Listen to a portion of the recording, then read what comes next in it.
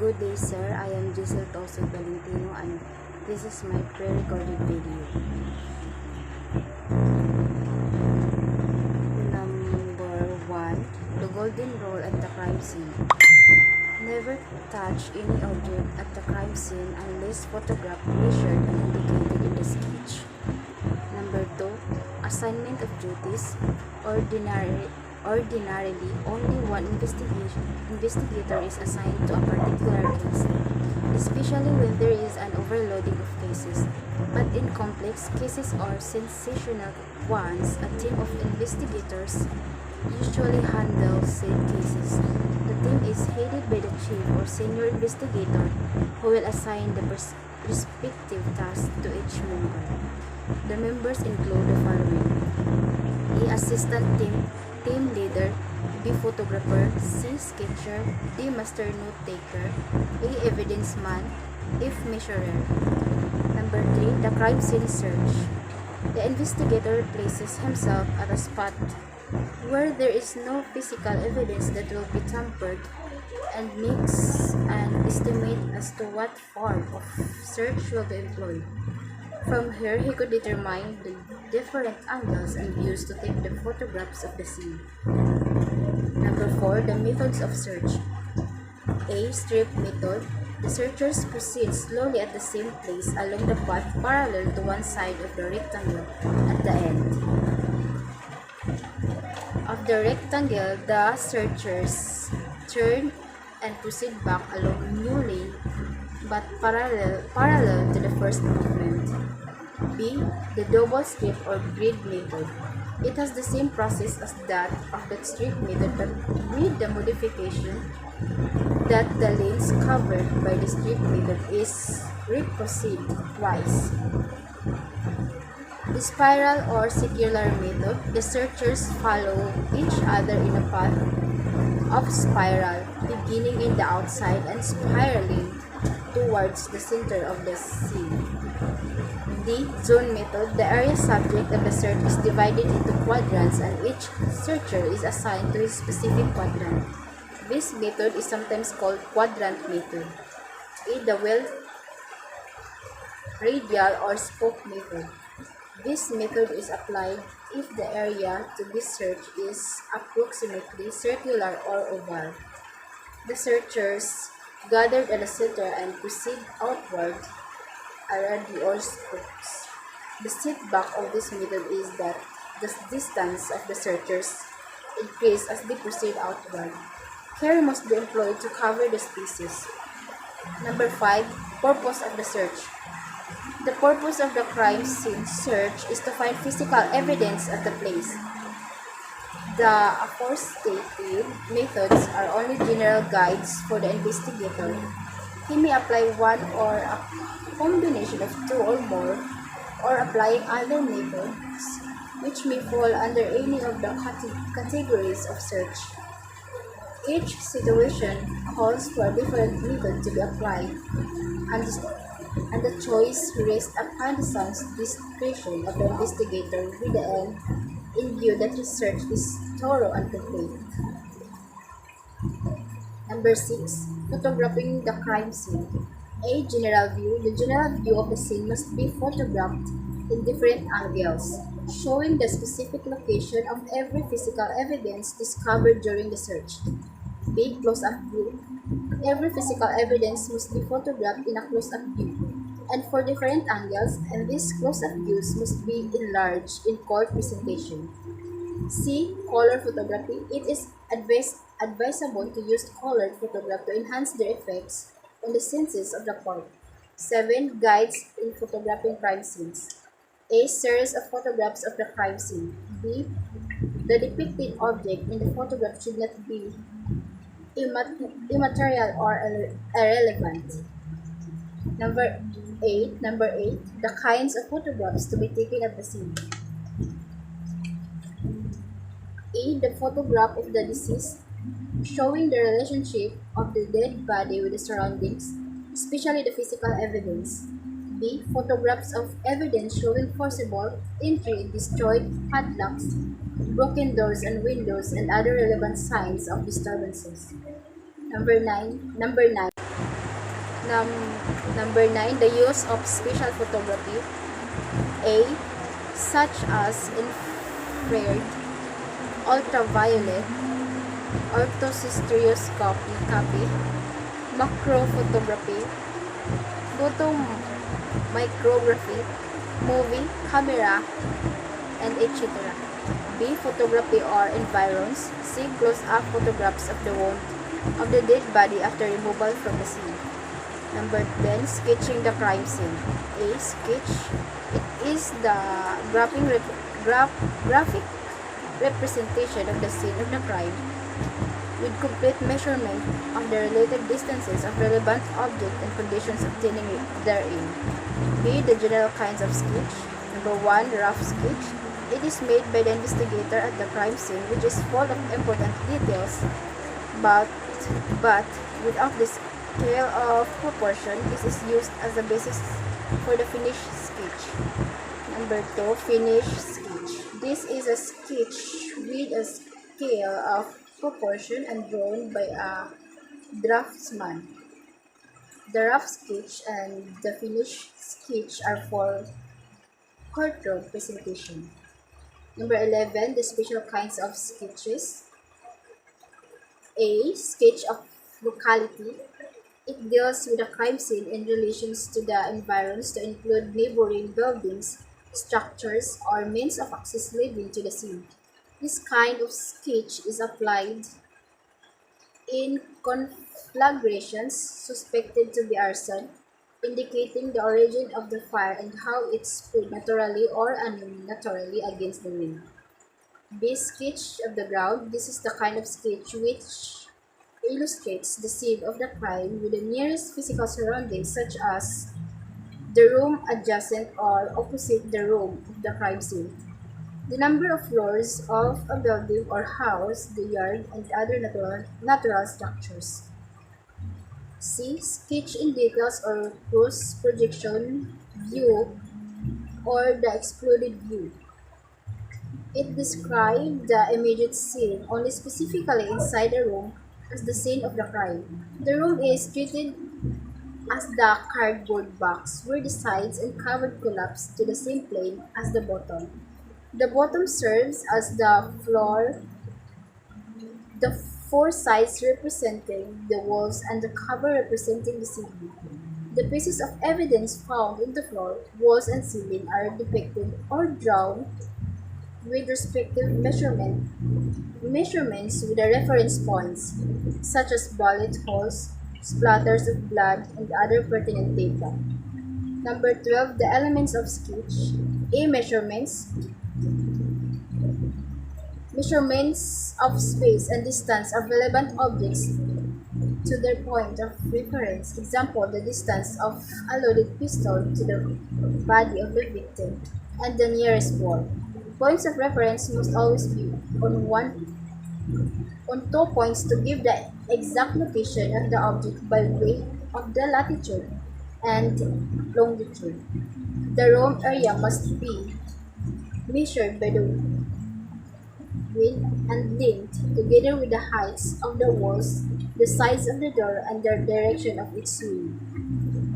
B. Compass direction. A standard arrow to indicate the north direction. To find the north without compass, determine the east, where the sun rises. Facing east, your left side is north direction. C. Essential items. All items in the scene must be included. Never decide outright that some items are irrelevant. As you proceed in the investigation, these seemingly irrelevant items will become relevant or material in the investigation. D. Scale of proportion. It is an element of the finished sketch. This is not an element of the rough sketch.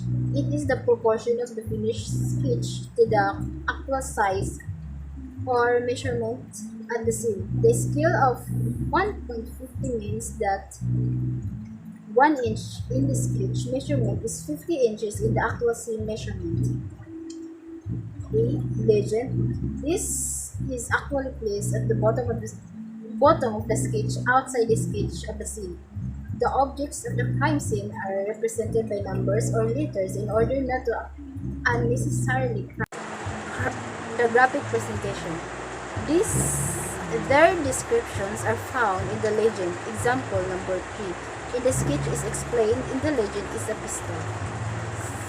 Call 45 is in 1234, loaded in the chamber with 5 rounds of cartridges in the magazines. F titled, this is the portion of the sketch to identify the particular case by the name of the victim, the exact address of the scene, the date and time of occurrence, the time of the preparation of the sketch, and the name and signature of the sketcher. 13. The collection, marking, tagging, and preservation of the evidence. A collection. Evidence is collected. It is individually marked with the initial of the investigator. The marking tool depends upon the nature of the evidence.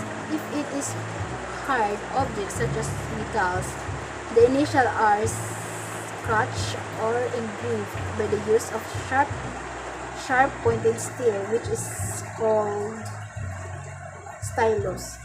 B. Marking. Every collected evidence is marked if they are of the same class or type, such as 45 caliber fired empty shells. They are marked consecutively, such as RMG1, RMG2, RMG3, and so forth and so on. Evidence which by their nature cannot be marked on each surface, such as blood, hairs, fibers are placed in the plastic container where that container is being marked. C. Tagging. Every piece of evidence that is collected and marked must be tagged. A card is attached by a string to the evidence with a proper entry of identification and description together with a reference to the specific case. D. Preservation. Perishable materials should be preserved by the way or the methods of preservation in order that they will reach the court in the same physical condition as when they were collected from the crime scene. This is the work of laboratory technician. 14. Chain of custody. It is the number of persons who handled and possessed the pieces of evidence the moment that they were collected, marked, and tagged. Up to the time of the final disposition of the case, the basic rule is to limit the chain of custody to avoid tampering, substitution, or loss. If the evidence needs laboratory examination, the investigator must submit direct to the laboratory without delegating it to the other persons. The submission is accompanied by a written request and to be officially received by the receiving officer of the laboratory. The receipt must have the legible identification of the receiver, together with his nature, time, and date of receipt. 15. Methods of marking specific kinds of evidence. A. Guns. Revolver must be marked separately on the frame, both cylinder, barrel, and stock. For rifles, they should be marked on the barrel, frame, bolt, or slide. All magazines and accessories should also be marked. B. Revolver cylinder. Aside from the mark of the cylinder, the chamber facing the firing pin must be marked as soon as it is opened for examination. A drawing must depict the chamber facing the firing pin, the respective position of the fired into shells, misfired, or the cartridges. A detailed examination on the respective position of this evidence could make or unmake a claim of self-defense. C. Fired empty shells, misfired cartridges. Strictly regulations say they must be marked inside the mouth in cases of fired empty cartridges. It is nearly impossible to mark them inside the mouth, especially 22 caliber shells, but they could be marked on the sides of the body of the shells, not on the base. D. Bullets or D. Bullets or slugs. They can be marked on the or give or nose, avoiding the land and groove marks. They could also be marked on the base. If reconstructing the crime, number 1, reconstructing the crime, it is the assessment made by the investigator after the crime scene investigation of how the crime is committed. Number 2, kinds of reconstructing the crime. A. Physical reconstructions. Reconstructing the crime is based on the physical appearance of the crime scene, mainly focused on the pieces of physical evidence and the accounts of witnesses and suspects. B. Mental reconstruction. Based on the physical reconstruction, some conclusions could be formulated taking into account all available pieces of evidence. G. The development of theories. Number 1, theory. It is the imaginative contemplation of reality, direct intellectual apprehension, insight, or body of generalization and principles developed in association with the practice in a certain field of activity. Number 2, the need of investigators' theory. If there are no witnesses to the commission of the crime, the investigator is left with the physical evidence to formulate how the crime is committed. In his formulation, he will form theories to guide his future actions. The investigator must begin with the simplest theory of how the crime was committed and by whom and what motive. He may have more than one theory depending upon the unique circumstances of every case. He will proceed in the formulation of theories from the simplest to the most complex. As the investigator progresses in the investigation and begins in the simplest theory, he will discard one by one the theories he formulated as the evidence warrants until he is focused in a single theory to guide him to conclude his investigation. The investigator should never disclose his theories to the priest because in so doing he will open himself to unsavory cross-examinations by the defense counsel when the case is finally brought before the court for trial. The investigator should not immediately jump to the most complex theory because experience proves that this is destructive. H. Held inquiry. Number 1. Held. H. Failed inquiry. Number 1. Failed inquiry. It is the general questioning of all persons and near or around the crime scene. Number 2. When to start the failed inquiry. The moment that the investigator sets foot at the crime scene, he must immediately conduct the general questioning of all persons present there, or he may assign his assistant or any member of the investigating team. Most often, the members of the Mobile Patrol Bureau who arrived at the scene earlier had already conducted a field inquiry and have in their custody the witnesses and or the suspects. The investigator should not stop here but conduct further field inquiry at the remaining people or those who will arrive at the scene. Number 3. How to treat witnesses and suspects retained at the scene. The witnesses and or suspects retained at the crime scene shall be immediately transported to headquarters with the basic guidelines that they should not talk with each other during the trip and should be immediately separated with each other upon arrival at the station. For the purpose of separating the witnesses or suspects from one another, the purpose while there is need to separate each witness from the other and which applies also to suspects, is to preserve the independence of their respective accounts about the commission of the crime. I. Going back to the crime scene. Number 1. Reasons for going back to the crime scene.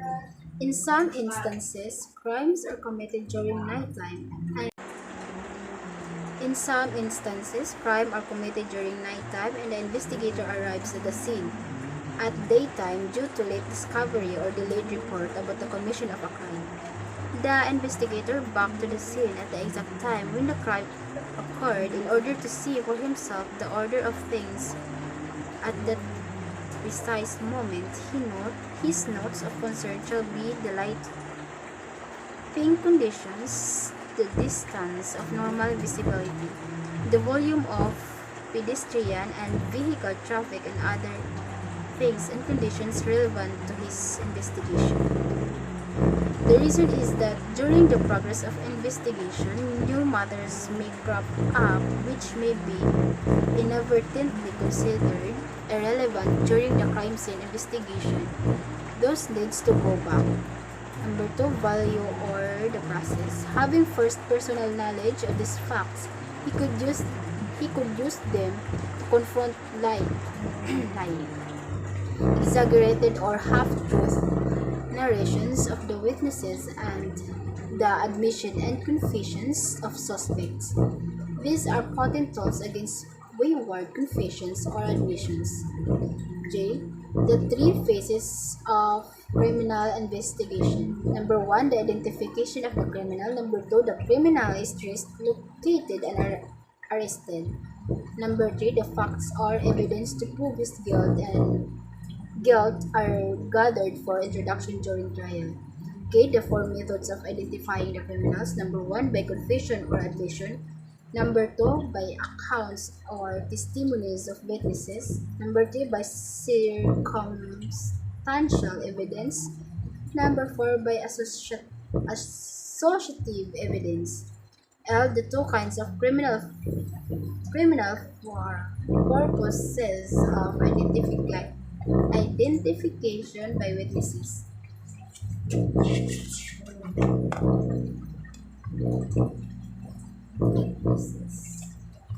Number 1, known fugitives. The criminals are known by names and other personal circumstances by the witnesses even before the commission of the crime. Number 2, the unknown fugitives. These kinds of criminals are unknown to the witnesses by names and other personal circumstances before the witnesses of the crime. Although some of these criminals are identified by witnesses through their photograph in their rogues gallery and other sources, they are classified as unknown fugitives. In some past experience, the witnesses had identified these kinds of criminals through their photographs, yet they could not identify them in person during the police lineup. Factors affecting positive identification. Number 1, the ability of witnesses to positively identify the unknown criminals depends upon his level of alertness, intelligence, vision, age, and health. Number 2, the prevailing conditions of visibility and observation at the crime scene. Number 3, the lapse of time between the commission of the crime and the arrest of the offender. Number 4, the opportunity of the criminal to vary his personal appearance, such as the removal of sideburns, goatee, and change of hairstyle, the addition of tattoos on the face, earrings, nose rings, lip rings, or facelift through surgery. Number 1, verbal description. This is physical description of the unknown fugitives by witnesses based on the extent and range of their perceptions. Number 2, Rogues Gallery. These are the police files of photographs of known criminals. These photographs may be directly taken by the police or those gathered from other sources to form part of the police gallery. Number 3, general photographs. The investigator should show the witnesses a variety of photographs which does not necessarily represent the criminal in order for the witnesses to approximate the nearest description of the unknown fugitive. The features about the degree of baldness, shape of nose or face, scars will help the witnesses to arrive at a clear description. Number 4, cartographic sketch. It is the Number 4, cartographic sketch. It is the composite representation reduced to a drawing of the suspect's face made by an artist and based on the descriptions furnished by the witnesses. In the police lineup, number 1, police lineup, it is the process of identification by witness of the unknown fugitive who is mixed with innocent persons lined before the witnesses. Number 2, procedures of police lineup. A. For one suspect to be mixed with innocent persons, the lineup must be at least be composed of 7 persons to 10 persons. This increase when there are 2 or more suspects mixed with the innocent persons for identification. B. The appearance of those composing the lineup must be approximately the same as the height, build, complexion, hairstyle, clothing, and etc. C. The witness should be instructed before entering the lineup room about the presence of the suspects. D. The suspects must be given the opportunity to select their position in the lineup. E. The lineup members are not allowed to talk during the process or make any movement which may suggest the identity of the suspects. 7. The investigator should not talk or move which may indirectly identify the suspect. The power of suggestion should always be avoided. G. The proceedings must be covered by detailed report and possibly by a movie camera for court presentation. O. There are all center points of physical identification. Number 1, face. Shape: square, round, oval, rectangular, heart shape, trapezoid, inverted trapezoid, and other appropriate description such as the presence of scars, moles, birthmark, and etc. B. Forehead. C. Eyebrow. D. Mustache, sideburns, goatee. A. Eyes, deep settled, body, regular, chinky, etc. F. Ears, regular body, scope shape. G. Cheeks, deep pointed shape, full, round, and etc. H. Nose, aquiline, pug, regular, wide, big nose, etc. I. Mouth small, long, round. J. Jaw square, regular, deep, prominent. Number 2, hairs. Curly, straight, short, cup, long, thick or bushy, kinky, afro, tight, etc. 3. Neck, short, long, round, submerged, etc. 4. Shoulder, broad, regular, heavy, narrow, etc. 5. Waist, rotund, small, regular, bulgy, etc. 6. Hands, tattoo, long, short, muscular, thin, scars, birthmark, moles, etc. 7. Fingers, missing, extra number, short, long, fat, regular, etc.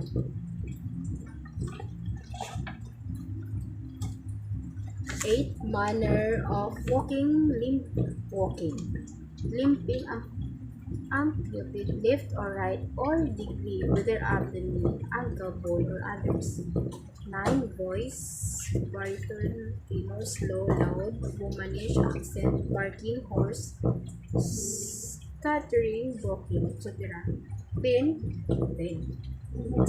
Physical appearance. A. Hispanic. B. American. C. Caucasian. D. Asian. E. Negroid. 11. Complexion. Brown,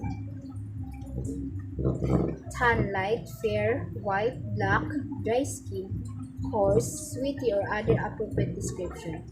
B. The physical evidence to identify the criminal. Number 1, kinds of physical evidence. A. Corpus delicti. These are the objects or substances which constitute the essential parts or elements of the commission of the crime.